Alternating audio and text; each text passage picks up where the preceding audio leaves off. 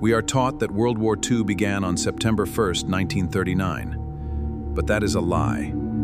The fuse was lit much earlier. To find the real starting point, we must go back 20 years. To a grand palace built on bitter revenge. This is Georges Clemenceau. He didn't want peace. He wanted to ensure Germany could never rise again.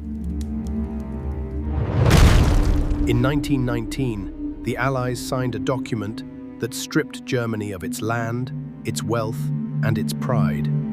The treaty did not stop war. It created a desperate, starving nation, starving for a savior. Out of the economic ruin, a dark voice emerged, weaponizing the people's humiliation into a fierce weapon. But the ultimate betrayal happened behind closed doors, between two sworn enemies who shared a terrifying secret. To justify the invasion, the world needed a villain. So, the aggressors staged a horrific deception. German operatives faked a Polish attack on their own radio station. The trap was finally sprung. At 4:45 a.m., the first real shells fired. Poland was suddenly attacked from three sides. 2 weeks later, Stalin struck from the east. Poland never stood a chance. The Western Allies had promised to protect Poland. Instead, they watched in silence from behind their borders.